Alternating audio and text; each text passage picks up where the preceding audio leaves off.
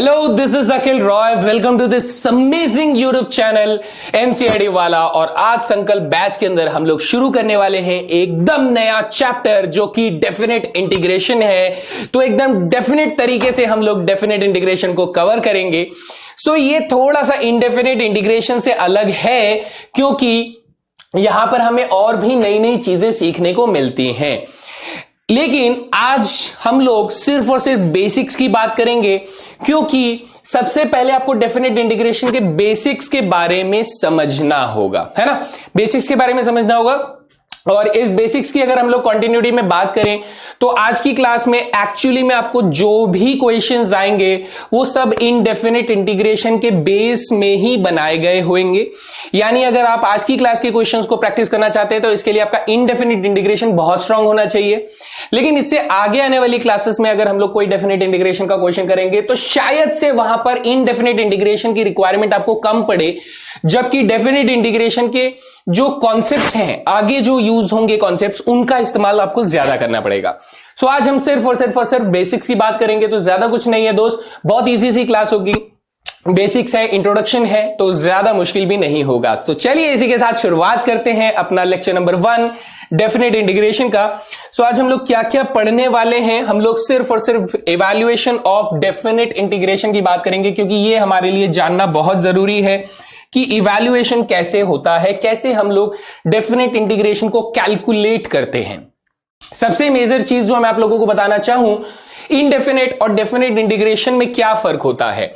अगर मैं आप लोगों को ऐसे कहूं कि मैं किसी फंक्शन का इंटीग्रेशन अगर कर रहा हूं तो मेरे पास कोई दूसरा फंक्शन gx आएगा और उसमें प्लस सी रहता है। ये प्लस सी जो है आप लोग पहले भी जानते हैं कि ये प्लस सी जो है ये हमें क्या बताता है, ये कांस्टेंट ऑफ इंटीग्रेशन होता है। क्या होता है दोस्त? कांस्टेंट ऑफ इंटीग्रेशन होता है। क्योंकि इस कांस्टेंट की वैल्यू हमें नहीं मालूम होती है क्योंकि हमें इस कांस्टेंट की वैल्यू नहीं मालूम होती है, इसीलिए हम लोग इसको इनडेफिनेट इंटीग्रेशन कहते हैं। जबकि हम लोग अगर डेफिनेट इंटीग्रेशन की बात करें तो अब हमारे पास आंसर फंक्शन में नहीं, आंसर डायरेक्ट एक नोन कांस्टेंट में होता है। ये वाला जो कांस्टेंट होता है ये बेटा आर्बिट्ररी कांस्टेंट होता है। आर्बिट्ररी मतलब कुछ भी हो सकता है sir. Actually we are not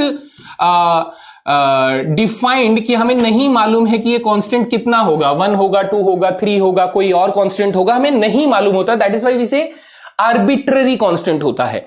जबकि हम लोग डेफिनेट इंटीग्रेशन की बात करें तो डेफिनेट इंटीग्रेशन एक स्पेसिफिक नोन कांस्टेंट आपको आंसर करता है, जिसके बेसिस पे हम लोग कहते हैं कि सर अब हमें मालूम है कि आंसर कितना आ रहा है। So that becomes the definite integration, है ना। मैं आपको थोड़ा सा और एक्सप्लेन करता हूं इसके साथ साथ। तो यहां पर देखिए, सबसे पहले अगर मैं डेफिनेट इंटीग्रेशन के इवैल्यूएशन की बात करूं तो हम लोग सबसे पहले जैसा कि हम लोग मानकर आए थे, जैसा हम लोग सोचकर आए थे कि सर लेट अस सपोज कि phi-x फंक्शन जो है वो क्या है सर? प्रिमिटिव है। प्रिमिटिव यानी डेरिवेटिव, एंटी डेरिवेटिव है किसका? ठीक है, एंटी डेरिवेटिव है of a continuous function fx। यानी ये कहना चाहता है कि अगर मैं fx फंक्शन को डिफरेंशिएट करता हूं तो मेरे पास क्या आएगा दोस्त? मेरे पास fx phi-x फंक्शन आ जाएगा। fx फंक्शन का डेरिवेटिव कौन हो जाएगा सर? phi-x फंक्शन हो जाएगा। तो ऐसे में सॉरी phi-x फंक्शन नहीं, एंटी डेरिवेटिव बोल रहे हैं ना, सॉरी। ये कह रहा है कि हमारे पास phi-x फंक्शन का जो डेरिवेटिव होगा वो हमारे पास क्या हो जाएगा? fx फंक्शन हो जाएगा। ये वो बोल रहा है कि fx फंक्शन का प्रिमिटिव है ना, उससे पहले वाला फंक्शन जिसको डेरिवेटिव करके fx आया है एक्चुअली में। सो अगर मैं यहां पे phi-x की वैल्यू निकालना चाहता हूं तो phi-x की वैल्यू क्या आ जाती है सर? fx dx का इंटीग्रेशन करके आ जाता है। ये हम लोगों ने सीखा था। फिर हमने कहा था सर अगर इंडेफिनेट है तो ये प्लस सी हो जाता है यहां पर, जो कि हम लोग आगे पीछे करके लिख सकते हैं। नो डाउट हमें ये बात बेसिक लेवल पे समझ में आती है ना। इनडेफिनेट इंटीग्रेशन तो समझ में आता है, हम लोगों ने बहुत प्रैक्टिस कर ली सर, बड़े बड़े सवाल, पहाड़ों जैसे सवाल हम लोगों ने सॉल्व करे। लेकिन डेफिनेट इंटीग्रेशन में क्या है? डेफिनेट इंटीग्रेशन ये कहता है कि सर इसको भूल जाइए, इसको भूल जाइए। हम सबसे पहली चीज ये अज्यूम करते हैं कि सर लेट कर लेते हैं कि हमारे पास fx का जो इंटीग्रेशन है वो क्या है सर? phi-x प्लस c है। इसका मैथमेटिकल इंप्लीकेशन क्या होता है वो आपको समझाता हूं मैं। इसे थोड़ा सा ध्यान से सीखिएगा बेटा, क्योंकि ये हमारा बेस तैयार करेगा आगे आने वाले चैप्टर नंबर 8 यानी area of integration, sorry application of integration यानी एरिया अंडर द कर्व्स वाले कॉन्सेप्ट में। इसका ये जो इंप्लीकेशन मैं सिखा रहा हूं इसकी जरूरत हमें पड़ेगी। सो सपोज कीजिए ये हमारे पास एक्स एक्सिस हो गया, ये हमारे पास दोस्त वाई एक्सिस हो गया, है ना। ठीक है, ये हमारा वाई एक्सिस हो गया। अब मैं आपसे कहता हूं कि हमारे पास जो कर्व है वो सर कर्व कुछ इस तरीके से बना हुआ है। This is the curve y बराबर एफ एक्स। जी सर, y बराबर एफ एक्स, ये हमारे पास कर्व हो जाता है। हम यहां से कहते हैं कि सर अगर मैं इस कर्व पे यहां से लेके ये x बराबर a हो गया और ये x बराबर क्या हो गया, b हो गया। This is the points x बराबर a and b। This point is x बराबर a and this point is x बराबर b। सो ऐसे में अगर मैं आपसे कहूं कि इस रीजन को जो आप देख पा रहे हो पिंक कलर का, है ना, ये रीजन का कुछ ना कुछ एरिया भी निकलता होगा दोस्त, कुछ एरिया हमारे पास आता होगा, है ना। कई बार क्या होता है कि ये जो सेम रीजन आप लोग देख पा रहे हो ये कुछ ऐसे भी दिख सकता है। अगर मैं इसको बैक लूं और मैं कुछ इस तरीके से डायग्राम बनाकर दिखाऊं तो आपको एक अलग एक्सप्लेनेशन भी देखने को मिलेगा जब मैं डेफिनेट इंटीग्रेशन की पर्टिकुलरली बात कर रहा हूं उस कंडीशन में, है ना। आप कह देंगे सर ग्राफ ऐसे भी तो हो सकता था, ऐसे, तब आप कहेंगे सर लेट अस अज्यूम कि ये वाला जो पॉइंट है हमारे पास x बराबर b है, ओके सर, और ये वाला जो पॉइंट है ये x बराबर a है, okay sir. So this is the point x बराबर a, this is the point x बराबर b। अब सर यहां पर आप देखेंगे तो एक ये एरिया आ जाएगा, एक ये एरिया आ जाएगा।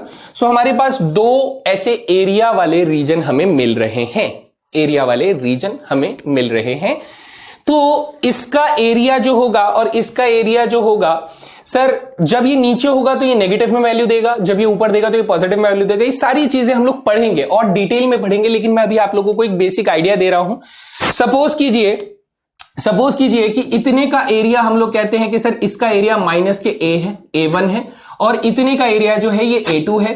तो मेरा यहां पर अगर मैं इंटीग्रेट करता हूं x की वैल्यू a से लेके b तक, ठीक है, यानी मेरा कहने का मतलब ये है कि अगर हम लोग fx फंक्शन को इंटीग्रेट कर रहे हैं, fx फंक्शन को इंटीग्रेट कर रहे हैं कहां से कहां तक सर, a से लेके b तक इंटीग्रेट कर रहे हैं, तो तब मेरा आंसर जो होता है ना वो देता है बेटा इन दोनों का एरिया, इन दोनों का एरिया देता है। और इसमें ध्यान रखिएगा बेटा ये जो एरिया है ना, ये एरिया आपका पॉजिटिव और नेगेटिव पे बेस्ड रहेगा।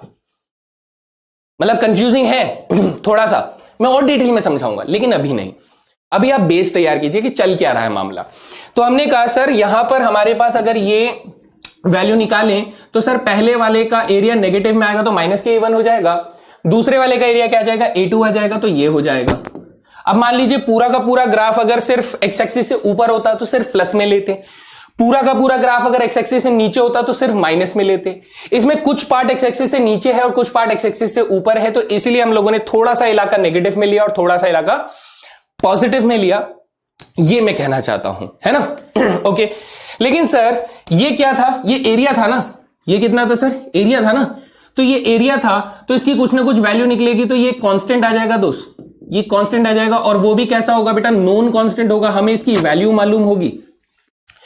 और जब ये वैल्यू मालूम होगी तो मुझे पता चल जाएगा sir this is definite integration, हमें मालूम है, वी आर डेफिनेट, हमें ऐसा कुछ नहीं है जिसके बारे में हमें नहीं मालूम हो, तो this is not indefinite, this is definite integration. अब ये जो कांस्टेंट की वैल्यू आई है, ये हम लोग ऐसे एरिया तो नहीं ढूंढ के दे सकते हैं, तो हम लोग इसे ढूंढते कैसे हैं वो आज की क्लास का मुद्दा है। ठीक है, मुद्दा कैसे ढूंढते हैं, हम लोग ये कहते हैं कि सर अगर मैं यहां पर इंटीग्रेट कर रहा हूं, किसको, ध्यान से देखना, लेट मैं कह रहा हूं कि sir integration of F x अगर कर रहे हैं तो लेट अस से उसका इंटीग्रेशन है 5x plus c, okay sir. तो अगर मैं एफ एक्स को इंटीग्रेट कर रहा हूं a से लेके b तक, मेरे दोस्त ध्यान से सुनिएगा, a से लेके b तक इंटीग्रेट कर रहे हैं, तो यहां पे कुछ बातें नोट कर लो कि सर ये जो होता है इसको हम लोग कहते हैं lower limit, what it is said, lower limit. और ये जो ऊपर वाली लिमिट है इसको हम लोग क्या बोलते हैं बेटा, ऑब्वियसली बात है अपर लिमिट। ठीक है दोस्त, क्या कहते हैं, अपर लिमिट। नाउ इसकी वैल्यू ढूंढने के लिए हम लोग क्या करते हैं सर, ये जो 5x वाली वैल्यू थी इसमें हम लोग पहले क्या करते हैं दोस्त, ध्यान से सुनिएगा, हम लोग इसमें पहले अपर लिमिट डालते हैं और फिर लोअर लिमिट डालते हैं और दोनों का डिफरेंस जो होता है ये आंसर हमारे इसके बराबर आ जाता है। दिस इज बाई, मतलब हम लोगों ने इसे लिमिट थ्योरम से प्रूव किया हुआ है। लिमिट से ये निकालते हैं हम लोग, नेक्स्ट लेक्चर में पढ़ेंगे कि लिमिट से कैसे निकल कर आता है। सो इस कॉन्सेप्ट के बेसिस पे हम लोग इसे निकालते हैं दोस्त, ठीक है। मैं इसे प्रूव भी करूंगा लेकिन नेक्स्ट लेक्चर के अंदर प्रूव करूंगा।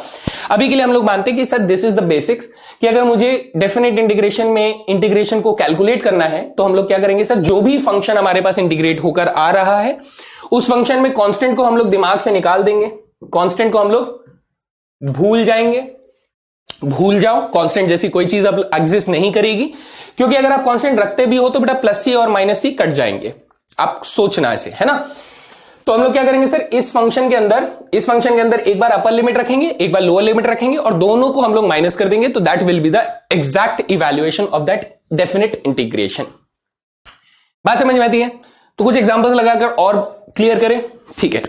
देखेंगे एग्जांपल, देखिए यहां पर सबसे पहला सवाल जो है ये क्वेश्चन क्या कह रहा है सर, ये क्वेश्चन हमसे कह रहा है कि मुझे एक्स स्क्वायर का इंटीग्रेशन करके दो 1 से लेके 4 तक, 1 से लेके 4 तक एक्स स्क्वायर का इंटीग्रेशन करके दो, है ना।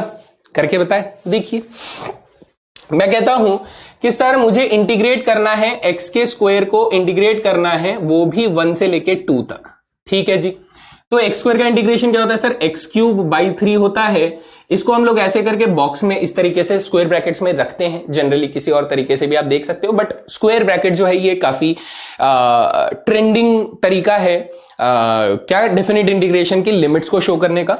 अब लोअर लिमिट हमेशा आप नीचे लिखेंगे और अपर लिमिट आप हमेशा ऊपर लिखेंगे, ये बात ध्यान रखना है। सर अगर मैं इसमें अपर लिमिट को सब्स्टिट्यूट करता हूं, ध्यान से देखिएगा बेटा, ये मेरा अपर लिमिट है, ये मेरा लोअर लिमिट है, तो अपर लिमिट को अगर मैं सब्स्टिट्यूट करूंगा तो आप कहेंगे सर पहले हो जाएगा 2 का क्यूब अपॉन में 3 हो जाएगा, और फिर इधर आ जाएगा 1 का क्यूब अपॉन में 3 हो जाएगा, और इनका कर देंगे माइनस। क्या कर देंगे दोस्त, माइनस। सर 2 का क्यूब हो जाएगा 8 अपॉन में 3, 1 का क्यूब हो जाएगा 1 अपॉन में 3, तो मिलाकर बेटा 7 अपॉन में 3 आ जाएगा। देखिए एक नोन कांस्टेंट मेरे पास आंसर आ रहा है। Now this is the value of this particular definite integration. बात समझ में आई? मैं फिर से एक बार रिपीट कर रहा हूं, हम लोगों ने क्या किया दोस्त, ध्यान से देखिए। हमें सर इसको इंटीग्रेट करना था, एक्स स्क्वायर का इंटीग्रेशन हो जाता है एक्स का क्यूब डिवाइडेड बाई 3, ठीक है। अपर लिमिट हमारे पास 1 है, लोअर लिमिट हमारे पास 1 है, अपर लिमिट 2 है। तो पहले आप अपर लिमिट को डालेंगे तो हमारे पास आ जाएगा 2 का क्यूब बाई 3 आ जाएगा, this is your first substitution upper limit का। फिर आप लोअर लिमिट डालेंगे तो 1 का क्यूब डिवाइडेड बाई 3 आ जाएगा, और इनका डिफरेंस चेक करेंगे तो ये हो जाएगा 8/3 माइनस 1/3, तो आपका आंसर हो जाएगा 7/3, and this is the answer. कुछ भी नहीं है दोस्त, सेम इंटीग्रेशन ही करना है, लेकिन हमें लास्ट में डेफिनेट इंटीग्रेशन के लिए अपर लिमिट को सब्स्टिट्यूट करके लोअर लिमिट को सब्स्टिट्यूट करके उन दोनों की वैल्यू को माइनस करना है, दैट्स इट, सिंपल। आगे चलते हैं, आगे देखिए अगला सवाल। सर ये देखिए, पहले इसको इंटीग्रेशन का क्वेश्चन मान लीजिए, इंडेफिनिट का लिमिट्स हम लोगों ने रख दिया, ठीक है, लिमिट्स हम लोगों ने रख दिया। तो अब मैं अगर इसे इंटीग्रेट करना चाहता हूं मेरे दोस्त, है ना, तो मुझे क्या करना पड़ेगा सर, मुझे रेशनलाइज करना पड़ेगा इसको। रेशनलाइज कैसे करेंगे sir, under the root 1 plus x plus under the root x आपको दिया जा रहा है, तो इसको मैं under the root 1 plus x minus under the root x से मल्टीप्लाई कर दूंगा, तो मुझे under the root 1 plus x minus under the root x ऊपर रखना पड़ेगा, और dx यहां पर है, कोई परेशानी नहीं। नीचे देखेंगे तो बेटा a plus B A minus B से मल्टीप्लीकेशन हो जाएगा, तो ऊपर तो हमारे पास sir under the root 1 plus x है और माइनस रूट एक्स है, डिवाइडेड बाई नीचे क्या आ जाएगा बेटा, under the root 1 plus x का square 1 plus x minus under the root x का स्क्वायर एक्स। तो सर ये प्लस का एक्स और ये माइनस का एक्स कैंसल आउट हो गए जी सर, यहां पे dx हमारे पास चल रहा है। सर नीचे तो 1 बच रहा है, लिखने की आवश्यकता नहीं, तो 0 to 1 चल रहा है, यहां पर आ जाएगा under the root 1 plus x minus under the root x dx आ जाएगा।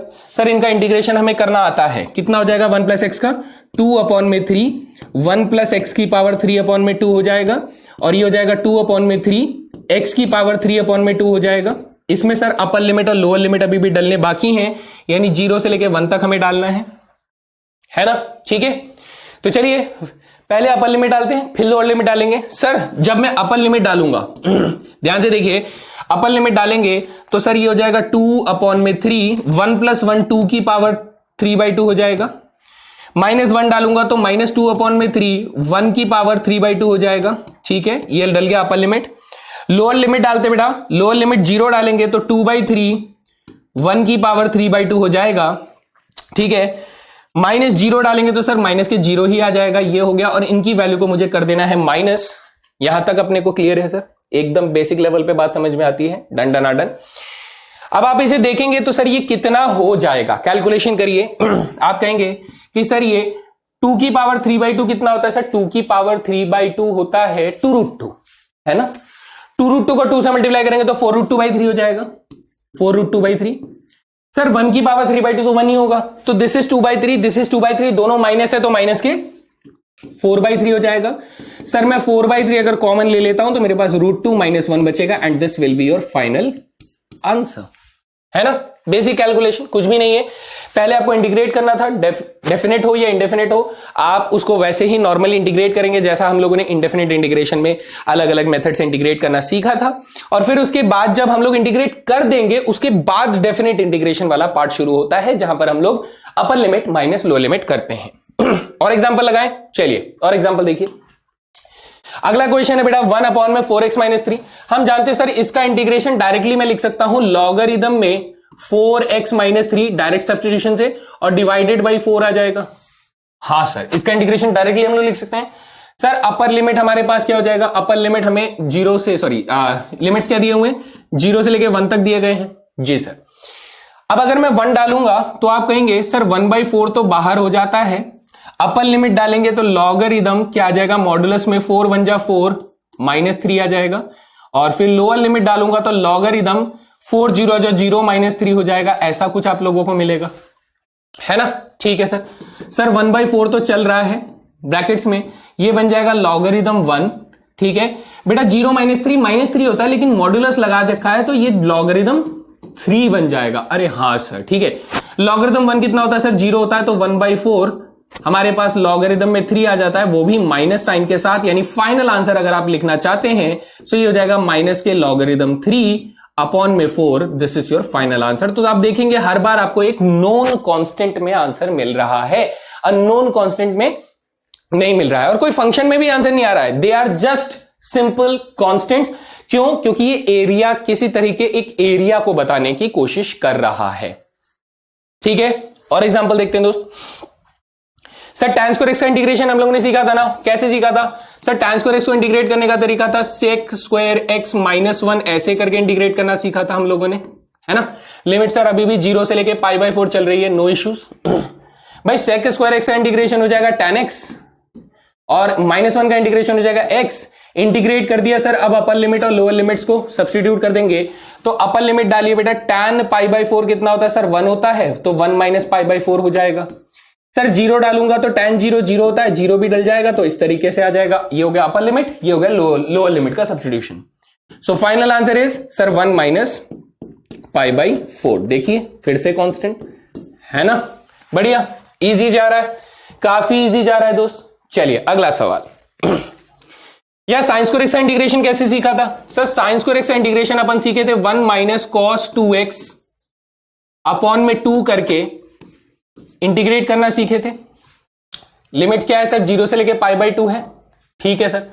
सर 1/2 को बाहर कर देते हैं, 1 - cos 2x का इंटीग्रेशन हो जाएगा 1 का हो जाएगा x, और cos 2x का इंटीग्रेशन हो जाएगा माइनस के sin 2x अपॉन में 2 हो जाएगा। और लिमिट सर अभी भी 0 से π/2 है, नो इश्यूज सर, एकदम परेशानी नहीं। बेटा 1/2 तो अभी भी है ही, अपर लिमिट डालते हैं, π/2 डालेंगे तो ये हो जाएगा π/2 π/2 हो जाएगा, माइनस सर sin 2π/2, sin 2π/2 हो जाएगा sin पाई होता है 0, यानी माइनस के 0 आ जाएगा अपर लिमिट डालने पर। लोअर लिमिट डालिए तो लोअर लिमिट हो जाएगा सर x की जगह पे 0, इधर भी 0, तो ये हमारे पास हो जाएगा कुछ इस तरीके से, है ना सर? ये तो π/2 माइनस जीरो कर रहे हैं, तो हमारा फाइनल आंसर हो जाएगा π/4, and this is your answer.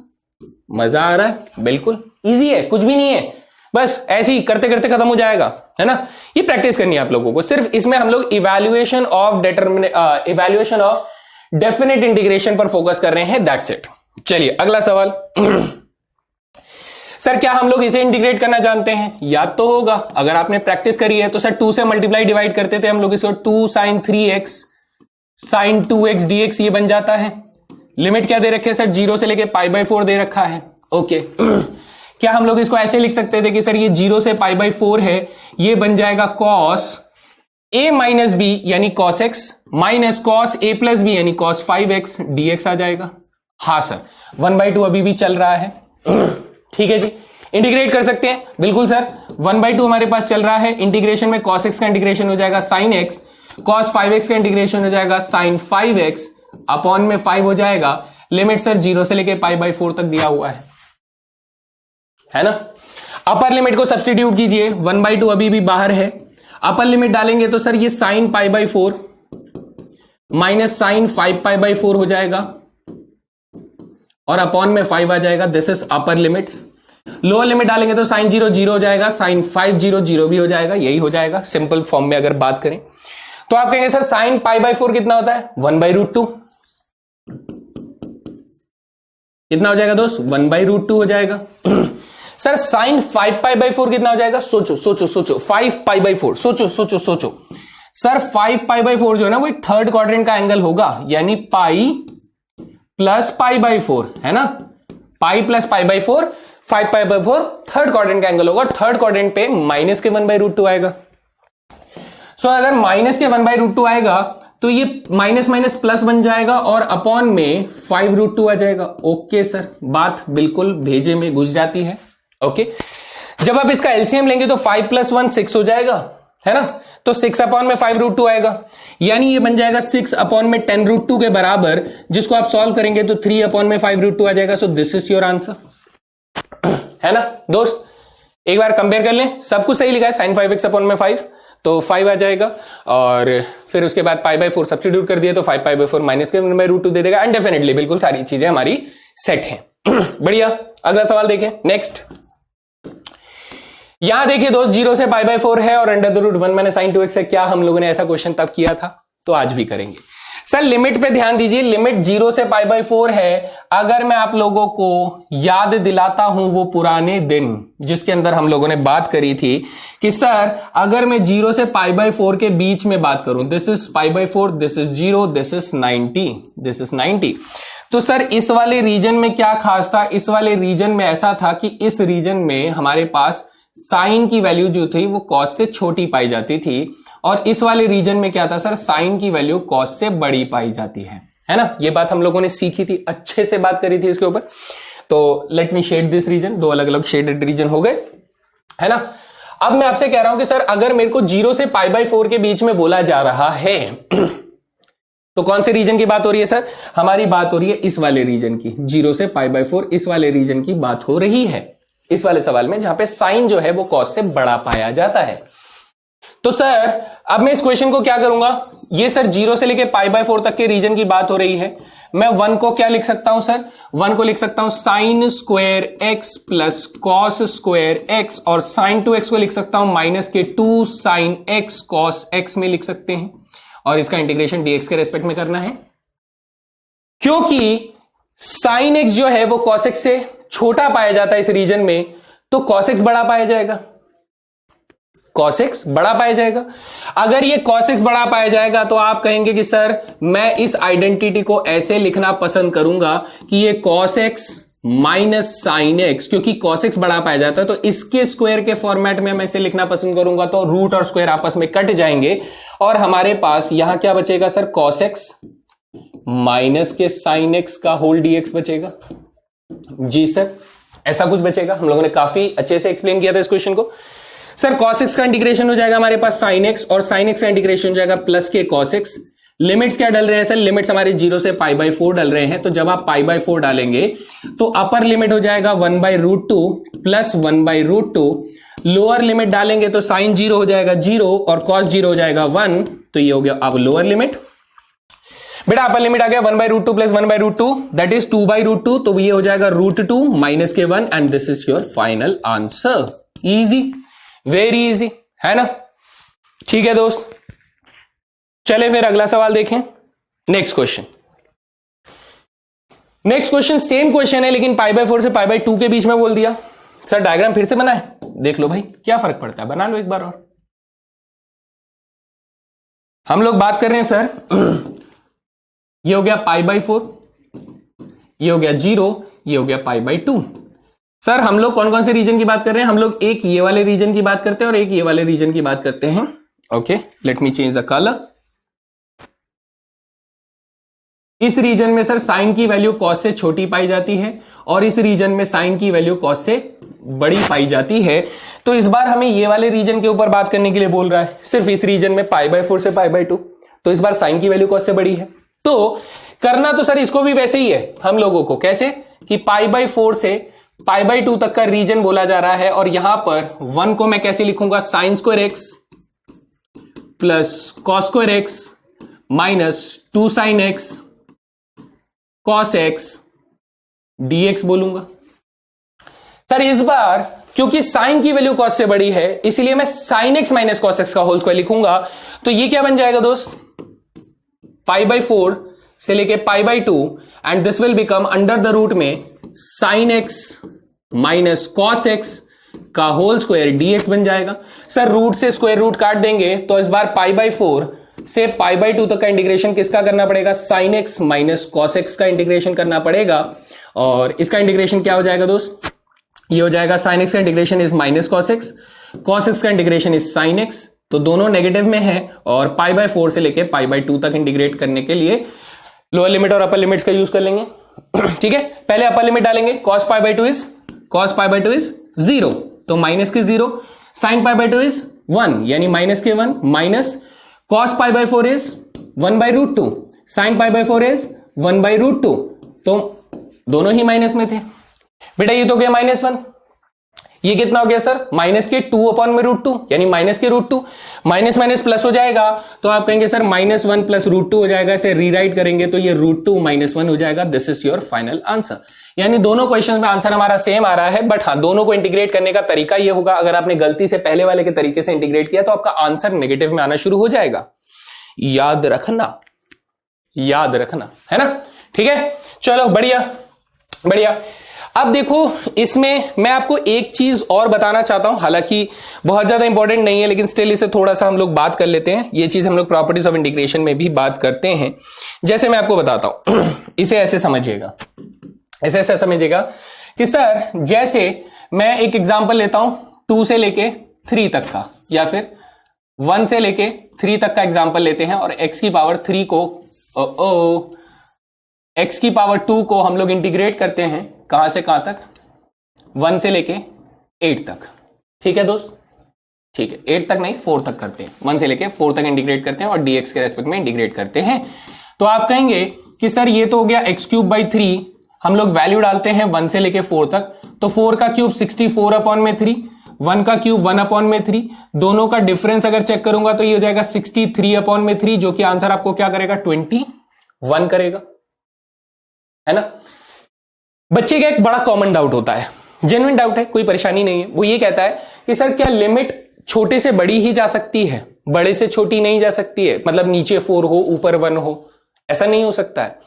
हो सकता है बेटा, तब देखो क्या फर्क होता है, फर्क आपको समझ में आ जाएगा अगर आपने इसको उल्टा करके देखा। तो आप कहेंगे सर आपने क्या किया, आपने 4 नीचे रखा 1 नीचे रखा ऊपर रख दिया, तो अब x² का इंटीग्रेशन करोगे तो अब आपका क्या हो जाएगा, ये होगा तो सर x³ ही, लेकिन अब लोअर लिमिट 4 है और अपर लिमिट 1 है, तो ऐसे में आप कहोगे सर इस बार 1/3 जो है वो पहले आ जाएगा और 64/3 जो है वो बाद में आ जाएगा, और इस बार आपका माइनस के 63/3 बनेगा और आंसर क्या हो जाएगा, -21 हो जाएगा। क्या समझ में आया आपको, ये समझ में आया कि सर अगर मैं a से लेके b तक किसी फंक्शन को इंटीग्रेट कर रहा हूं, ठीक है, या फिर मैं b से लेके a तक अगर उसी सेम फंक्शन को इंटीग्रेट कर रहा हूं, उल्टे इंटीग्रल्स के लिमिट को यूज करके कर रहा हूं, तो ये इसके नेगेटिव वैल्यू के बराबर आ जाता है। किसके, नेगेटिव वैल्यू के बराबर आ जाता है। ये छोटी सी चीज आप इसमें ध्यान रखिए कि अगर आपने लिमिट्स को पलटा, अगर आपने बड़े से छोटा किया तो आंसर वही आएगा, बस नेगेटिव में आएगा।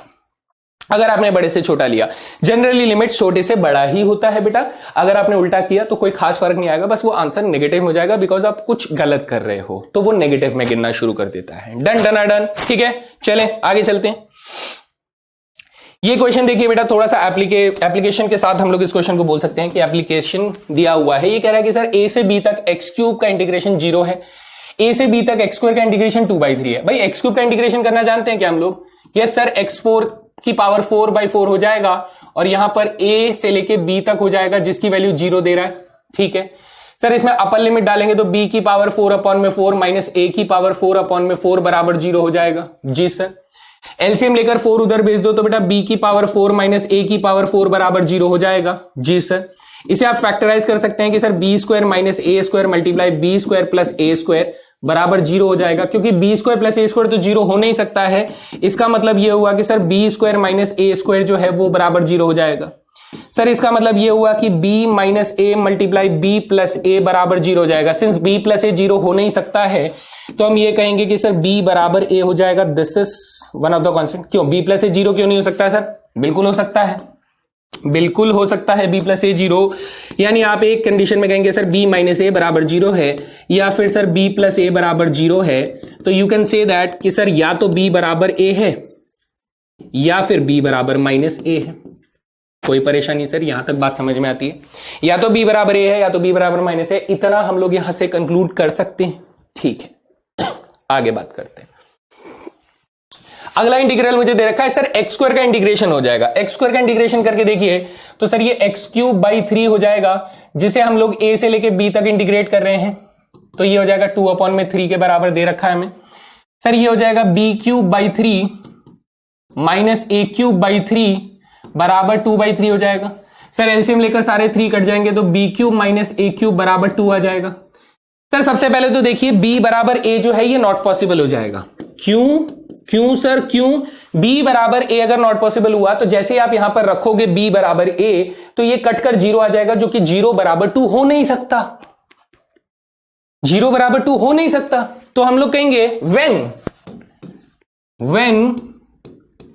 b बराबर a implies 0 is not equal to 2, तो नॉट पॉसिबल हो जाएगा। तो हम लोग कहेंगे when b बराबर माइनस a ले लेते हैं। अच्छा, यानी a बराबर माइनस b ले लेते हैं तो हम लोग कहा कि सर ऐसे कंडीशन में क्या होगा, ये बन जाएगा माइनस a का क्यूब माइनस a का क्यूब बराबर 2 बन जाएगा। ऐसा कुछ बन जाएगा, है ना? बन गया। तो इसका मतलब सर ये हुआ कि a का क्यूब जो होगा वो 1 बन जाएगा। इट मींस सॉरी, a का क्यूब जो है -1 बन जाएगा। इट मींस a की वैल्यू सर माइनस के 1 आ रही होगी। अगर a की वैल्यू माइनस के 1 आ रही होगी तो b की वैल्यू क्या हो जाएगी सर? b की वैल्यू माइनस के a के बराबर है। इट मींस आप कहेंगे कि सर इसका मतलब b की वैल्यू जो है वो 1 हो जाती है। सो a की वैल्यू -1, b की वैल्यू 1 हो जाती है। I hope this is clear. तो देखिए आपका a जो है वो छोटा लिमिट है और b जो है वो बड़ा लिमिट है, ये भी फॉलो हो रहा है, कोई परेशानी यहां पर नहीं है ना? चलें अगले सवाल पे। नेक्स्ट ये क्वेश्चन देखिए सर, यहां पे हमें इंटीग्रेट करना है और कौन सा फॉर्म लग रहा है? By parts. बस बाई पार्ट्स लग रहा है सर। देखिए ये हमारा एल्जेब्राइक फंक्शन है, दिस इज फर्स्ट फंक्शन। ये हमारा एक्सपोनेंशियल फंक्शन है, दिस इज सेकंड फंक्शन। और आपने पापा के सामने गाकर भी सुनाया होगा, first function as it is, second का integration minus integration of first का डेरिवेटिव, सेकंड का इंटीग्रेशन का होल इंटीग्रेशन। और अभी भी हम लोग इसमें लिमिट्स यूज कर रहे हैं बेटा 0 से लेके 1 तक का। ठीक है चलिए यहां पर आप देखेंगे सर x e की पावर x तो है ही, ex का इंटीग्रेशन हो जाएगा माइनस के ex, और इसमें हम लोग लिमिट्स यूज कर रहे होंगे 0 से लेके 1 तक का। सर अपर लिमिट डालिए, अपर लिमिट डालेंगे तो 1 इंटू ई की पावर 1 इज e की पावर 1, इधर डालेंगे तो e की पावर 1 आ जाएगा। This is my upper limit. Lower limit डालेंगे तो बेटा 0 इंटू ई की पावर 1 इज 0 और e की पावर 0 इज 1 हो जाएगा, तो ये हो गया लोअर लिमिट। अपर लिमिट तो सर कैंसिल हो गया, lower limit minus minus plus 1 आ गया, तो ये मेरा आंसर हो गया। बात खत्म, सिंपल, और कुछ था ही नहीं इस क्वेश्चन के अंदर, है ना? डन डना डन, एकदम इजी, बिल्कुल इजी पीजी सा है। ये सिर्फ डेफिनेट इंटीग्रेशन को कैलकुलेट करने के लिए जो क्लास बता रखी गई है, इसमें आप लोग डेफिनेट इंटीग्रेशन अपर लिमिट और लोअर लिमिट को ध्यान से सीखें, प्रैक्टिस करें कि कैसे डेफिनेट इंटीग्रेशन को कैलकुलेट किया जाता है। इससे ज्यादा कुछ नहीं करना है इसके अंदर, है ना? तभी हम लोग फटफट चल रहे हैं क्योंकि हमारा इनडेफिनेट इंटीग्रेशन का बेसिक्स कवर था। चलिए अगला सवाल देखिए सर, ये देखकर आपको क्या ख्याल आ रहा है? सर हमें तो ये ख्याल आ रहा है कि डिग्री ऑफ एफ एक्स जो है, यानी ऊपर वाले पॉलिनोमियल की डिग्री जो है वो sir greater than equal two degree of GX है, नीचे वाले पॉलिनोमियल की डिग्री से बड़ा या बराबर है, तो ऐसे में हम लोगों को सर डिवीजन करना होता है। लेकिन मैं डिवीजन की जगह पे कुछ स्मार्टनेस अगर दिखाऊं तो आप विदाउट डिवीजन भी इसको कर सकते हैं। कैसे? देखिए सर, अगर मैं 5 को कॉमन ले लेता हूं तो यहां पे x का स्क्वायर मुझे मिल रहा है और नीचे सर x का स्क्वायर प्लस 4x प्लस 3 मिल रहा है। अच्छा, तो मैं क्या करूं बेटा, आप ऐसा करो कि आप यहां पे x square plus 4x plus 3 खुद से ले आओ, और फिर sir x square plus 4x plus 3 आप खुद से ले आए हो तो आप एक काम करो बेटा, माइनस के 4x माइनस के 3 खुद से दे दो, तो आपका जो चीज बना था ना वो एज इट इज रहा, कोई खास फर्क नहीं हुआ।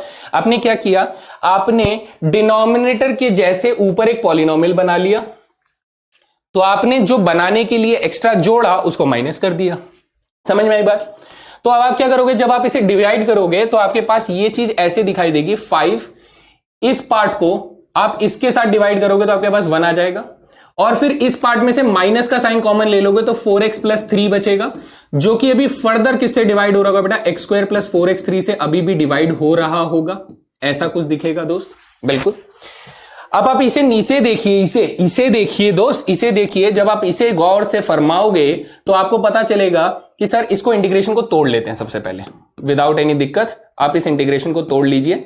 तो आप कहेंगे सर ये 4x प्लस 3 है और नीचे वाला पॉलिनोमियल फैक्टराइज हो सकता है, तो ये x प्लस 1 और x प्लस 3 में फैक्टर हो रहा है। अरे सर ये तो फैक्टर हो रहा है, तो अब मैं इसमें क्या लगाऊंगा, पार्शियल फ्रैक्शंस लगाऊंगा, है ना। आप नोट कर रहे हो कि सर मैं अभी ना इसमें लिमिट्स नहीं लगा रहा हूं, जब कैलकुलेट करना होगा तब कर लेंगे कैलकुलेट।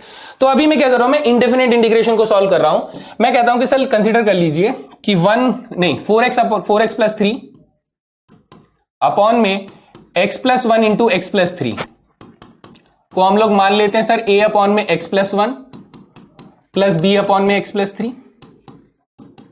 ठीक है सर, तो यहां पे 4x प्लस 3 क्या हो जाएगा, 4x plus 3 will be a multiply x plus 3 plus b multiply x plus 1 हो जाएगा। इसमें से a प्लस b की वैल्यू निकालना हम लोग जानते हैं कि सर एक बार x की वैल्यू -1 रख दो, एक बार x की वैल्यू -3 रख दो और उसके बाद सॉल्व करो।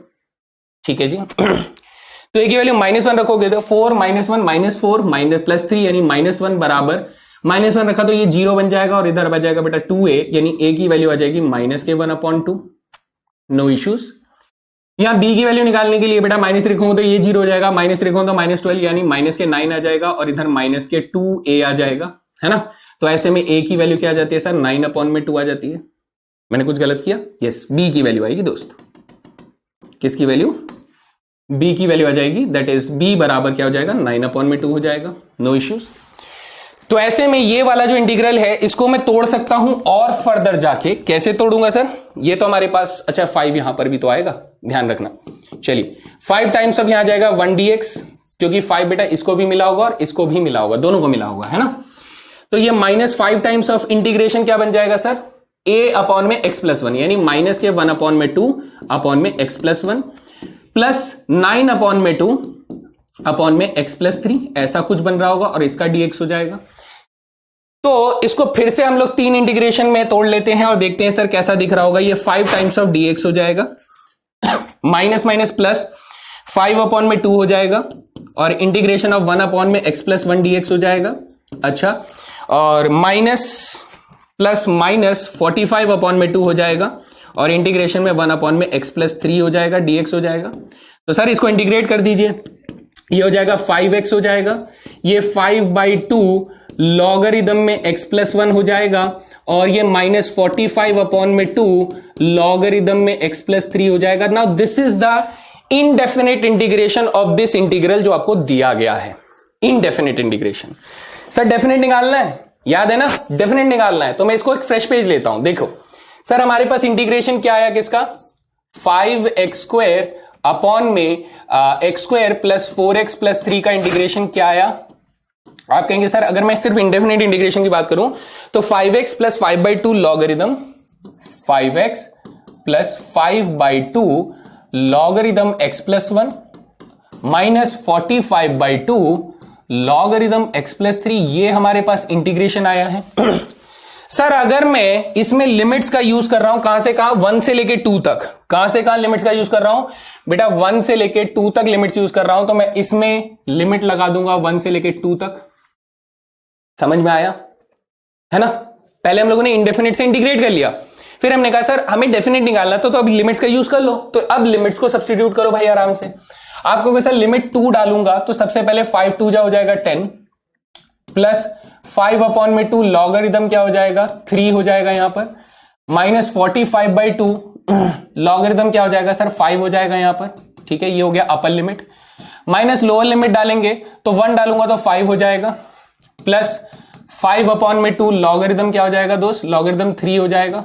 अच्छा नहीं, 2 डाला तो 1 डालेंगे तो लॉगरिदम 2 हो जाएगा दोस्त, कितना हो जाएगा लॉगरिदम 2 हो जाएगा, और माइनस 45/2 तो है ही, और ये क्या हो जाएगा 1 डालेंगे तो लॉगरिदम 4 हो जाएगा, ऐसा कुछ आ जाएगा। और ये हो गया लोअर लिमिट की वैल्यू सब्स्टिट्यूट। तब आप कहेंगे सर 10 - 5 कितना होगा, 10 - 5 5 हो जाएगा। ठीक है सर, अगर मैं 5 अपॉन में 2 कॉमन ले लेता हूं तो ये लॉगरिदम 3 और ये लॉगरिदम 2 माइनस हो रहे हैं, तो आपके पास आ जाएगा लॉगरिदम 3 अपॉन में 2 आ जाएगा। ओए होए, समझ में आया? क्या आ जाएगा, लॉगरिदम 3 अपॉन में 2 आ जाएगा। सर माइनस के 45 अपॉन में 2 कॉमन ले लूंगा तो ये लॉगरिदम 5 माइनस लॉगरिदम 4 हो रहा होगा, तो ये क्या बन जाएगा लॉगरिदम 5 अपॉन में 4 आ जाएगा। मॉडुलस इसलिए हटा दिया क्योंकि सर प्लस में आ रहे हैं, मॉडुलस क्या है, मॉडुलस इसलिए हटा दी क्योंकि उसके अंदर प्लस रखा हुआ था, तो इसलिए प्लस का तो प्लस ही रहेगा। और ये हो गया हमारा कांस्टेंट जो कि इस क्वेश्चन का आंसर होना चाहिए। समझ में आया? तो क्वेश्चन डेफिनेट इंटीग्रेशन का जरूरी नहीं है कि छोटा ही होगा। हमने क्या किया सर, इंडेफिनिट इंटीग्रेशन इसका लेंथियर सॉल्यूशन था, तो इंडेफिनिट इंटीग्रेशन से पूरा क्वेश्चन सॉल्व किया, फिर उसके बाद लिमिट सॉल्व करें, बस बात खत्म, सिंपल, कुछ भी नया नहीं है, बस लिमिट सॉल्व करने आने चाहिए, दैट्स इट बेटा, दैट्स इट, और इससे ज्यादा कुछ भी नहीं है। चलते हैं अगले सवाल के ऊपर। अगला सवाल नहीं बेटा, अगला कॉन्सेप्ट है, that is called integration. Indefinite integration में सब्स्टिट्यूशन तो सीखा ही था, लेकिन डेफिनेट इंटीग्रेशन में क्या होता है सर, सब्स्टिट्यूशन में कुछ चीजों में फर्क आता है। क्या कहता है कि सर ये 3 जगहों में फर्क लाता है। अब तक बेटा जैसे अगर मैं आप लोगों को एक बेसिक एग्जांपल देता हूं जिसमें मैंने कहा था कि अगर tan इनवर्स x अपॉन में 1 + x² है और dx है, तो अगर मैं यहां पर सब्स्टिट्यूशन करता हूं, सब्स्टिट्यूशन क्या होता है सर इसके अंदर सब्स्टिट्यूशन जो है tan इनवर्स x को अगर मैं t पुट कर देता हूं तो 1 अपॉन में 1 + x² dx जो होगा वो dt बन जाएगा। तो आप कहोगे सर इस इंटीग्रेशन के अंदर क्या चेंज आता है, ये बन जाता है tan इनवर्स को हम लोग t बोल देंगे, ठीक है सर, dx अपॉन में 1 + x² को dt बोल देंगे। तो अब तक बेटा कौन सी चीजों में फर्क है, 2 जगह में फर्क आया था। कौन कौन सा बेटा, एक तो इंटीग्रैंड में फर्क आया था जिसे आपको इंटीग्रेट करना था, ये इसमें फर्क आया जिसे आपको इंटीग्रेट करना था, वो देखो t के फॉर्म में बदल गया। और आपका बेटा किस में फर्क आता है, डिफरेंशियल में फर्क आता है, आपका dx किस में बदल गया सर, dx dt में बदल गया। तो अब तक 2 चीजों में फर्क आ रहा था, लेकिन सर जब हम डेफिनेट इंटीग्रेशन में जाते हैं तो हमारे 3 चीजों में फर्क आता है, वो ये तीसरी चीज होती है लिमिट। सर लिमिट में क्या फर्क आएगा वो समझाइए, है ना, लिमिट में क्या फर्क आएगा वो हम लोगों को समझना है। तो चलिए थोड़ा सा बात करते हैं पीछे जाके।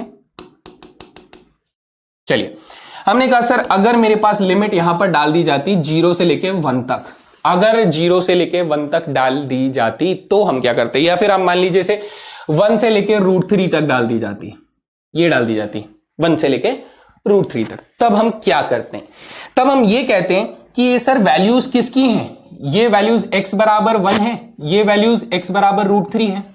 सर अगर x बराबर, क्योंकि dx के रेस्पेक्ट में चल रहा है ना, तो x की वैल्यू 1 और x की वैल्यू √3 रही होगी, तो इसको जब आप सब्स्टिट्यूट करते हैं मेरे दोस्त, तो आपके पास ये क्या बन जाता है सर, ये t dt में बदल गया था। हाँ सर, तो अब इसके लिमिट जो होंगे ना वो t बराबर और t बराबर में होंगे, क्या होंगे, t बराबर में होंगे, ये बात ध्यान रखना दोस्त।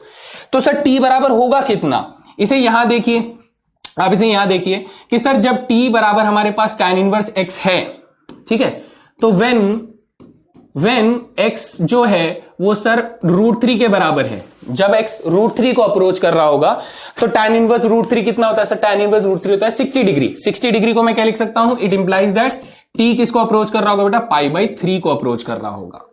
जब आप बोलेंगे कि सर x जो है वो 1 को अप्रोच कर रहा होगा तो उस वक्त t tan π/4, tan इनवर्स 1 कितना होता है, π/4 पर होता है, तो π/4 होगा। यानी अब जो आपके लिमिट्स होंगे ना दोस्त, वो लिमिट्स क्या हो जाएंगे सर, π/4 से लेके π/3 हो जाएंगे, यानी आपके लिमिट्स भी चेंज हो जाते हैं। ये करना जरूरी है क्या? अगर मैं सच्ची सच्ची बोलूं तो जरूरी नहीं है, आप इसे बाद में भी रीसब्स्टिट्यूट करके कर सकते हैं, जो कि मैं अभी आप लोगों को एग्जांपल प्रूफ करके बताऊंगा।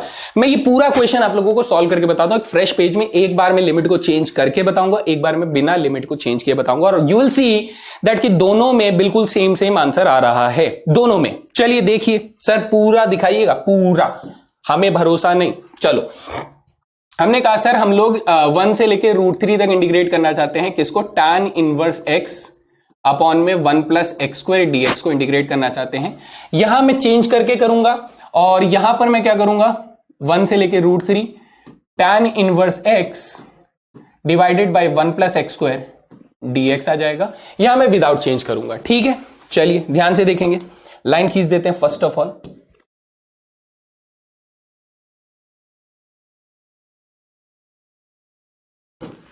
ओके जी, देखेंगे हम क्या कह रहे हैं सर, यहां पर सब्स्टिट्यूशन लगेगा, ऑब्वियसली वही वाला, पुट tan इनवर्स x बराबर t, तो 1 अपॉन में 1 plus x square dx will be equal to dt। साथ में यहां पर मैं कहूंगा कि सर मुझे सब्स्टिट्यूशन को भी तो चेंज करना है। सब्स्टिट्यूशन के हिसाब से आप ये कहेंगे सर व्हेन x जो है वो 1 को अप्रोच कर रहा है, तो t किसको अप्रोच कर रहा होगा सर, π/4 को, क्योंकि t बराबर tan इनवर्स x है। और व्हेन जब x जो है वो सर √3 को अप्रोच कर रहा है, इसका मतलब t जो है वो π/3 को अप्रोच कर रहा होगा। तो ऐसे में ये जो इंटीग्रल होगा, ये इंटीग्रल आपका बदल जाएगा किस में, ये बन जाएगा t dt में बदल जाएगा, और t क्या हो जाएगा सर, π/4 से लेके π/3 तक हो जाएगा। इंटीग्रेशन हो जाएगा आपका t²/2, जिसमें आप डालेंगे क्या, π/4 से लेके π/3। सो आपका आंसर होगा कितना, π/3 का स्क्वायर हो जाएगा π²/9, यानी π²/18 हो जाएगा, माइनस π²/32 हो जाएगा। ऐसा कुछ आंसर आप लोगों को मिलेगा, ऐसा कुछ आंसर, ठीक है। आप इसे सिंप्लीफाई कर सकते हैं फर्दर, लेकिन यहां देखिए सर, यहां ना मैं सब्स्टिट्यूशन नहीं करता हूं, मैं सिर्फ सब्स्टिट्यूशन इस तरीके से करता हूं कि ये वाला पार्ट मैं कॉपी कर लेता हूं। कौन सा, ये वाला पार्ट। हमने कहा सर ये वाला पार्ट हम लोगों ने कॉपी कर दिया, हमने इसका इंटीग्रेशन चेंज नहीं किया। बस आपको ध्यान किस बात का रखना है, आपको लिमिट नहीं लगाना है। अब आपको लिमिट नहीं लगाना है, क्योंकि आप लिमिट को चेंज नहीं कर रहे हो। लिमिट मत लिखना, ठीक है सर, नहीं लिखते, आपकी बात बड़ी करते हैं, नहीं लिखते हैं। तो ऐसे में आपका आंसर क्या हो जाएगा, t²/2 इतना हो जाएगा, t²/2 हो जाएगा। प्लस c नहीं लिखेंगे, क्यों, क्योंकि डेफिनेट इंटीग्रेशन कर रहे हैं ना, नहीं लिखेंगे दोस्त, नहीं लिखेंगे, ठीक है। t²/2 हो जाएगा। अब सर t²/2 है तो रिप्लेसमेंट मारेंगे तो ये क्या हो जाएगा, tan इनवर्स x अपॉन में 2, ये हो जाएगा, इसका स्क्वायर हो जाएगा, ऐसे करके आ जाएगा। हाँ सर, ऐसे करके आ जाएगा। सो अब अगर मैं आपसे ये पूछूं कि मुझे बताइए सर, अगर मैं 1 से लेके √3 तक इंटीग्रेट कर रहा हूं, tan इनवर्स में x 1 plus x square dx को इंटीग्रेट कर रहा हूं, तो सर एक्चुअली में मुझे क्या करना होगा, मुझे इसके इंटीग्रेशन को लिमिट्स में डालना होगा। इसका इंटीग्रेशन ये आया था सर, इसके इंटीग्रेशन को लिमिट्स में डालना होगा। तो जब आप √3 डालेंगे तो √3 π/3 हो जाएगा, π/3 का स्क्वायर हो जाएगा π²/9, तो डिवाइडेड बाई 18 आ जाएगा। ये हो गया हमारा upper limit, minus lower limit जब डालेंगे तो π²/16, उसका हाफ करेंगे तो π²/32, ये आ गया हमारा लोअर लिमिट। तो आप देखेंगे थोड़ा सा एक्स्ट्रा स्टेप लगा, लेकिन आंसर आ गया। थोड़ा सा एक्स्ट्रा स्टेप लगा। भाई मैं ये कह रहा हूं कि क्यों इतनी मेहनत कर रहे हो, क्यों एक बार लिमिट लगाना, एक बार नहीं लगाना, मातापच्ची करना, हाथों हाथ चेंज कर दो ना लिमिट को। मुझे वापस उसे एक्स में लिखने की जरूरत भी नहीं है। कई बार क्वेश्चन और आसान हो जाता है, कैलकुलेशन बहुत आसान हो जाती है बेटा, सब्स्टिट्यूशन करने की जरूरत नहीं पड़ेगी आपको रीसब्स्टिट्यूशन। आप क्या करें, आप वहीं पर लिमिट को चेंज कर दें, वहीं पर लिमिट को चेंज कर दें, और देखिए आपको रीसब्स्टिट्यूशन करने की जरूरत नहीं, आप डायरेक्टली कैलकुलेट कर सकते हैं। ये मेरा मुद्दा था आप लोगों को सिखाने का। बोलो समझ में आया कि नहीं, है ना, बात समझ में आई दोस्त, ठीक है। चलें आगे चलें, कुछ क्वेश्चन लगाते हैं सर इसके ऊपर और बेहतर तरीके से समझ में आएगा। जैसे ये क्वेश्चन आप देख सकते हैं। ये क्वेश्चन में सर 0 से लेके 4 तक इंटीग्रेट करने के लिए बोल रहा है, और अगर मैंने यहां से √x कॉमन ले लिया तो यहां पर मेरे पास √x + 1 बचेगा। जी सर। सब्स्टिट्यूशन क्या है इसके अंदर, आप कहेंगे कि सर पुट कर दीजिए रूट एक्स प्लस वन को टी, कर दिए सर। रूट एक्स का डेरिवेटिव हो जाएगा 1/2 रूट एक्स डी एक्स बराबर डी टी हो जाएगा। सर हमारे पास सिर्फ 1 में रूट एक्स आ रहा है, तो 1 में रूट एक्स डी एक्स कितना हो जाएगा, 2 डी टी हो जाएगा, नो इश्यूज। ठीक है सर, लिमिट्स को चेंज कर देंगे। हमने कहा सर व्हेन x जो है वो टेंडिंग टू 0 है, जब x की लिमिट 0 पर है तब उस वक्त t की लिमिट क्या हो जाएगी बेटा, जब x रूट एक्स प्लस 1 है तो x की वैल्यू 0 डालो तो t कितना हो जाएगा बेटा, t 1 को जा रहा होगा। फिर आप कहेंगे सर व्हेन x जो है वो 4 को जा रहा होगा तब t कितना जा रहा होगा, आप कहेंगे सर x की वैल्यू 4 डाल दो तो ये 2 + 1 3 को जा रहा होगा। लिमिट चेंज हो गई जी सर। जैसे ही लिमिट चेंज हो जाएगी ये क्वेश्चन आपका कैसे बन जाएगा बेटा, dx क्या बन गया सर, 1 में रूट एक्स डी एक्स, 1 में रूट एक्स डी एक्स क्या बन गया सर, ये बन गया 2 dt। क्या बन गया दोस्त, 2 dt। सर ये क्या बन गया, ये बन गया t, तो 2 dt अपॉन में t बन जाएगा। लिमिट आपका कहां से कहां तक है सर, 1 से लेके 3 तक है। अरे वाह, 2 को बाहर कर लीजिए तो इसका इंटीग्रेशन हो जाएगा लॉगरिथम t मॉड में, और वैल्यू डाल देते हैं बेटा 1 से लेके 3 तक करना है, तो आप कहेंगे सर ट्वाइस ऑफ, यहां पे अपर लिमिट जब डालूंगा तो ये हो जाएगा लॉगरिथम 3 हो जाएगा माइनस लॉगरिथम 1 हो जाएगा। सिंस लॉगरिथम 1 तो 0 होता है तो मेरा final answer is twice of logarithm 3 हो जाएगा। This is your final answer. मजा आया है ना? ठीक है दोस्त, धीरे धीरे धीरे करके ऐसे ही बेस बनाना है। चलते हैं अगले सवाल पे। ये देखिए फिर से एक सब्स्टिट्यूशन का क्वेश्चन हमें दिख रहा है।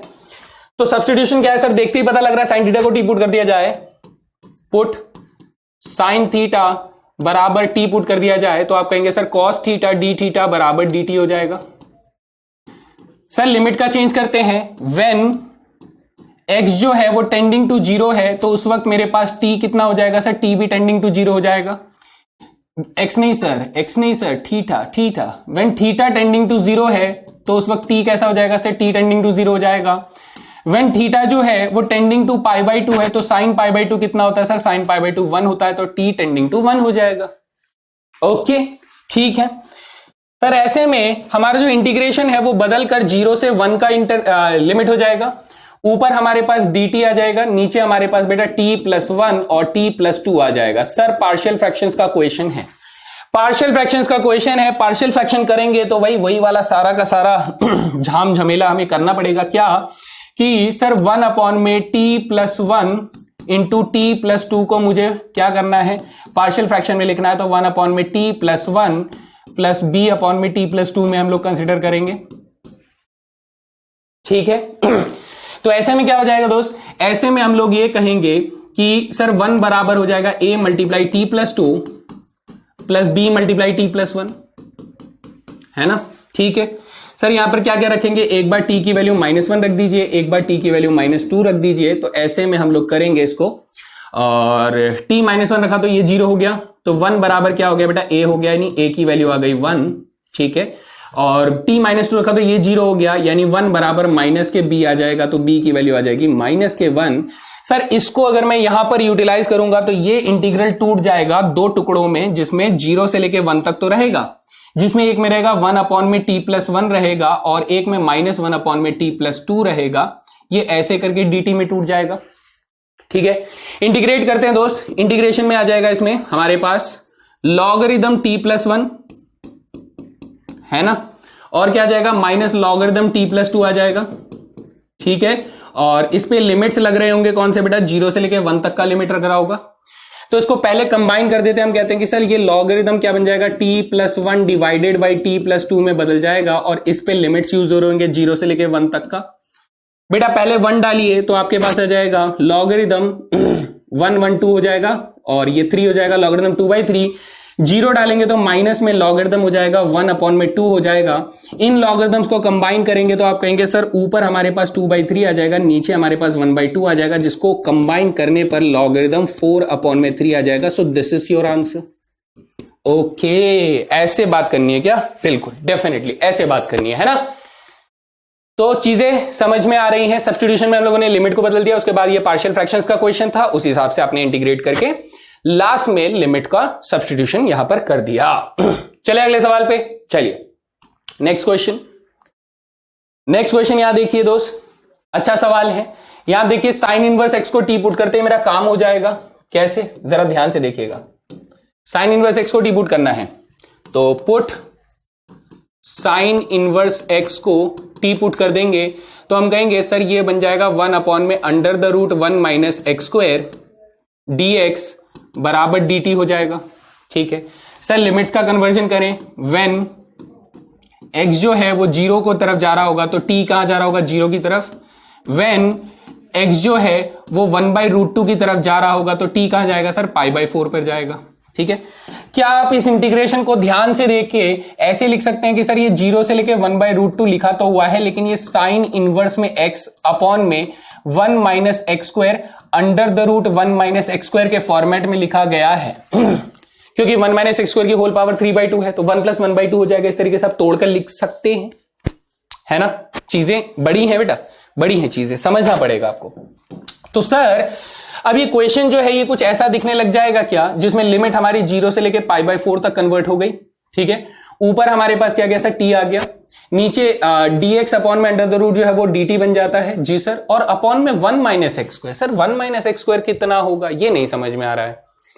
1 माइनस एक्स स्क्वायर इतना होगा बेटा। सबसे पहले तो यहां से आप x की वैल्यू निकालो। सर x की वैल्यू हो जाएगी साइन टी, कितना हो जाएगा, साइन टी, यानी 1 माइनस साइन स्क्वायर टी हो जाएगा। अच्छा ऐसे खेलना है क्या, यस ऐसे खेलना है। तो ये हो जाएगा 0 से लेके π/4, तो ये बन जाएगा बेटा टी अपॉन में कॉस स्क्वायर टी, जिसको मैं लिख सकता हूं t dot sec square t लिख सकता हूं। अब आप कहेंगे सर ये बाई पार्ट्स का क्वेश्चन बन रहा है। देखो ये फर्स्ट फंक्शन, ये सेकंड फंक्शन।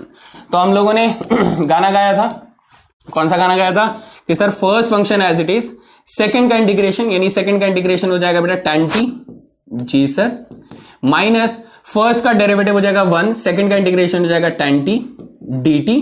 सर अभी तक इसमें लिमिट्स डलने हैं 0 से लेके 1, ठीक है, 0 से लेके π/4 सर, π/4। ठीक है बेटा, t tan t तो ऐसी ही रहेगा। ठीक है सर, t tan t हमारे पास एज इट इज रहेगा।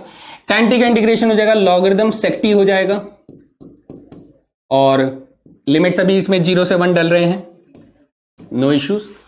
डालते हैं लिमिट सर, पहले अपर लिमिट 1 डालेंगे सॉरी 0 to 1 नहीं है सर, π/4 है। तो अपर लिमिट डालिए दोस्त। अपर लिमिट जब आप डालेंगे तो ये π/4 इंटू tan π/4 यानी 1 हो जाएगा, π/4 इंटू 1, माइनस लॉग सेक π/4 डालेंगे तो लॉगरिथम सेक के अंदर आपको क्या मिल जाएगा, √2 मिल जाएगा। ठीक है सर, ये हो गया अपर लिमिट। लोअर लिमिट डालेंगे बेटा 0 से तो 0 आ जाएगा, और सेक 0 कितना होता है, 1 होता है, और लॉग 0 भी कितना, लॉग 1 कितना होता है सर, 0 होता है। ये डल गया हमारा लोअर लिमिट। फाइनल आंसर अगर आप करेंगे तो π/4 माइनस लॉग √2 पॉजिटिव में होता है तो लॉगरिथम √2 करके आप फाइनल आंसर लिखकर दे सकते हैं। ठीक है ठीक है, डिफरेंट मेथड्स के क्वेश्चन आप लोगों को दिख रहे हैं सब्स्टिट्यूशन के बेसिस पे। चलिए अगला सवाल देखते हैं। सर tan क्यूब x 0 से π/4 तक इंटीग्रेट करना है। ओहो हो, बहुत बढ़िया सर। इसको हम लोग कैसे लिख सकते हैं, इसको हम लोग लिख सकते हैं कि ये सर 0 से π/4 है tan स्क्वायर x को अलग कर लेते हैं, थोड़ा सा tan स्क्वायर x को अलग कर लेते हैं, और नहीं tan स्क्वायर x को अलग क्यों करते हैं भाई, tan स्क्वायर x को क्यों अलग करेंगे, हाँ tan स्क्वायर x को ही अलग करेंगे, और इसके साथ एक tan x को अलग कर लेंगे। ये मेथड मैंने आप लोगों को सिखाया था इंडेफिनिट इंटीग्रेशन में। फिर आप कहोगे सर ये 0 से π/4 है, इसको मैं लिख सकता हूं sec square x minus 1 into tan x dx लिख सकते हैं। ठीक है सर, फिर इसके बाद में इसे क्या लिख सकता हूं सर, इसे 0 से π/4 sec square x tan x minus tan x dx में लिख सकते हैं। ठीक है जी, इसे दो इंटीग्रेशन में तोड़ लेते हैं सर। दो इंटीग्रेशन में तोड़ लेंगे तो एक हो जाएगा 0 से π/4 tan x sec square x हो जाएगा, dx हो जाएगा, माइनस एक हो जाएगा 0 से π/4 tan x हो जाएगा। ठीक है सर, दो इंटीग्रेशन में इसलिए तोड़ा क्योंकि पहले वाले पार्ट में हमें लगता है सब्स्टिट्यूशन क्या लगता है सर, सब्स्टिट्यूशन। तो पुट कर देंगे कि सर tan x को t पुट कर देते हैं, tan x को t पुट कर देंगे तो we will be getting sec square x dx बराबर dt मिल जाएगा। लिमिट्स का चेंज करेंगे दोस्त। अगर मैं ये कहूं कि x जो है वो टेंडिंग टू 0 है तो इसका मतलब सर t भी टेंडिंग टू 0 होगा, और अगर x टेंडिंग टू π/4 है तो t टेंडिंग टू 1 हो जाएगा, है ना। ठीक है, तो लिमिट चेंज हो गए सर। लिमिट चेंज होते ही ये क्या बन जाएंगे ये बन जाएगा आपका 0 से लेके 1, ये हो गया t, ये हो गया dt।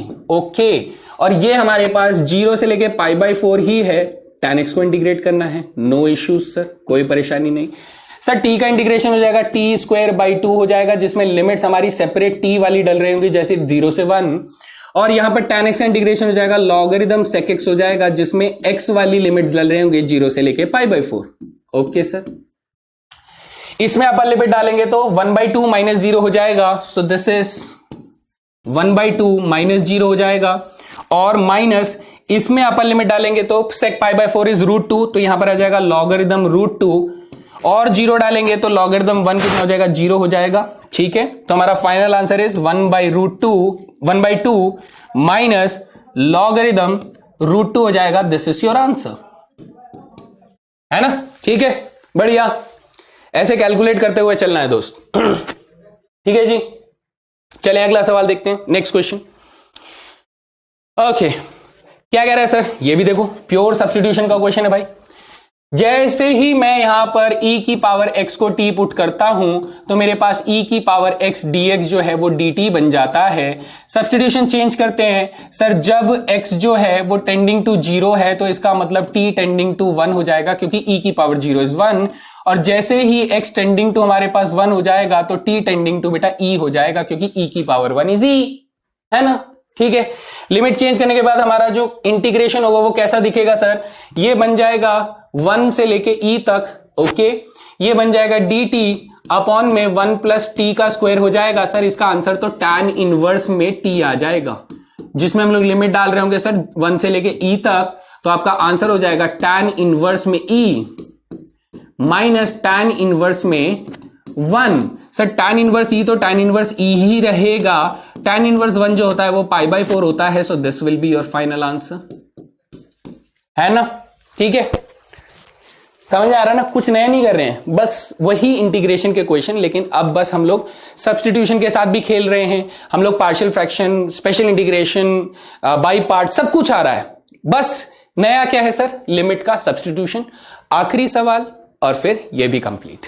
ठीक है, चलिए लास्ट क्वेश्चन आप देखेंगे कि सर इवैल्यूएट 5x + 1 अपॉन में x² + 4 है, तो ये वो लीनियर अपॉन क्वाड्रेटिक वाला फॉर्म है, मालूम है, मालूम है, मालूम है ना? तो चलिए एक बड़ा सवाल भी लगाते हैं सर, बड़ा सवाल लगाने में बड़ा मजा आता है। तो मैं इसे लीनियर अपॉन क्वाड्रेटिक के हिसाब से अगर चलूं तो आपको याद है मैंने क्या बोला था, कंसीडर करने के लिए बोला था कि लीनियर पार्ट जो है 5x + 1 जो है, इसे सर a मल्टीप्लाई क्वाड्रेटिक का डैश यानी कि 2x + b में लिख सकते हैं, है ना? तो सर ये 5x + 1 है और ये 2ax + b है, तो यहां पर 2a की वैल्यू 5 के बराबर हो जाएगी ऑन कंपैरिजन ऑफ x, और सर b की वैल्यू क्या हो जाएगी, सीधा सीधा 1 हो जाएगी। तो a की वैल्यू आ जाएगी हमारे पास 5/2 और b की वैल्यू तो 1 है ही सर, कोई परेशानी नहीं है। तो मैं इसे तोड़ सकता हूं सर ऐसे ही। कैसे तोड़ूंगा कि सर ये 0 से लेके 2 चल रहा है। अच्छा, मैं a यानी कि 5/2 टाइम्स ऑफ क्या हो जाएगा, 2x हो जाएगा, डिवाइडेड बाई क्या आ जाएगा, x² + 4 आ जाएगा। एक इंटीग्रेशन ये हो जाएगा सर, एक इंटीग्रेशन हम लोग डायरेक्टली तोड़कर लिख सकते हैं कि 1 x² + 4 आ जाएगा, ऐसा करके ये बन जाएगा, है ना? सर इसमें मैं सब्स्टिट्यूशन लगा दूंगा पहले वाले पार्ट में। तो पहले वाले पार्ट में जब आप सब्स्टिट्यूशन लगाएंगे तो आप x² + 4 को t पुट कर दीजिए, तो आप कहेंगे सर 2x dx जो है वो dt बन जाता है। तो इसमें हम लोगों को लिमिट चेंज करना पड़ेगा सर, जब x की वैल्यू टेंडिंग टू 0 कर रही होगी तब t की वैल्यू टेंडिंग टू क्या होगी, t की वैल्यू टेंडिंग टू क्या होगी सर, x 0 रख दो तो t की वैल्यू 4 की तरफ जा रही है। जब x की वैल्यू बेटा टेंडिंग टू 2 रखोगे तो t की वैल्यू क्या हो जाएगी सर, 2 रखोगे तो 2 का स्क्वायर 4, 4 + 4 8 हो जाएगा, है ना? तो अब ये मेरा पहला वाला इंटीग्रेशन कैसा दिखने लग जाएगा सर, मेरा पहले वाला इंटीग्रेशन दिखने लग जाएगा 4 से लेके 8 तक। अच्छा, यहां 5/2 बाहर हो जाएगा, लीजिए सर, और ये 2x dx बन जाएगा dt, नीचे आ जाएगा t। अच्छा, प्लस ये एज इट इज रहेगा 0 से लेके 2, 1 x² + 4 रहेगा, एज इट इज जैसा चल रहा है वैसा रहेगा, क्योंकि हमने सिर्फ पहले वाले पे लगाया है।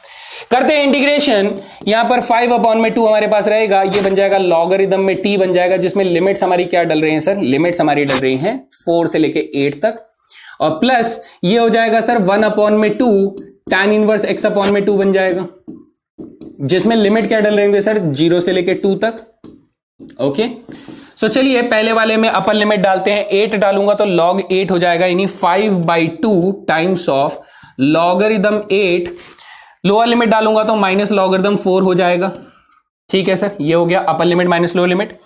दूसरे वाले में अपर लिमिट डालूंगा तो 2 डालने पर ये हो जाएगा 1/2 tan इनवर्स 1। 1/2 tan इनवर्स 1 बेटा π/4 हो जाएगा। ठीक है, और 0 डालूंगा तो tan इनवर्स 0 0 हो जाएगा। तो ये हमारे पास लोअर लिमिट भी डल गया, है ना। ठीक सर, log 8 अपॉन में log 4 कितना हो जाएगा, सॉरी log 8 माइनस log 4 हो जाएगा, log 8 अपॉन में 4, तो ये हो जाएगा हमारे पास 5/2 log 8 अपॉन में 4 कितना हो जाएगा बेटा 2 हो जाएगा, है ना। और ये कितना बन जाएगा सर, π/8 बन जाएगा, माइनस में π/में 8 आ जाएगा। And this is your final answer. मजा आया। तो बेटा मैं बेहतरीन सवाल यहां पर लेकर आया ताकि आप लोग इस लेवल पर प्रैक्टिस करो कि आपको डेफिनेट इंटीग्रेशन में लिमिट्स को सब्स्टिट्यूट करने में कोई दिक्कत ना हो। आपने बेसिक क्वेश्चंस को भी देखा, आपने इंटीग्रेशन में सब्स्टिट्यूट करने के बाद लिमिट को कन्वर्ट करके क्वेश्चन भी देखा, और मैंने काफी सारे क्वेश्चंस का एग्जांपल्स आप लोगों को दिया है। अब आप लोग ये सारे सवालों को प्रैक्टिस करें, साथ ही जो डीपीपी मैंने आपको प्रोवाइड करी है वो भी प्रैक्टिस करें, एंड देन उसके बाद ही अगला लेक्चर देखें, है ना। सो मजा आया कि नहीं, जरूर बताएं कमेंट सेक्शन के अंदर। सो ये था हमारा डेफिनेट इंटीग्रेशन का बेसिक्स। तो भाई क्लास हो जाती है खत्म, और क्या करें, गाना गाएं? नहीं, बिल्कुल नहीं। So that was all guys, thank you very much. मिलते हैं अगले सेशन में, तब तक के लिए जय हिंद दोस्तों।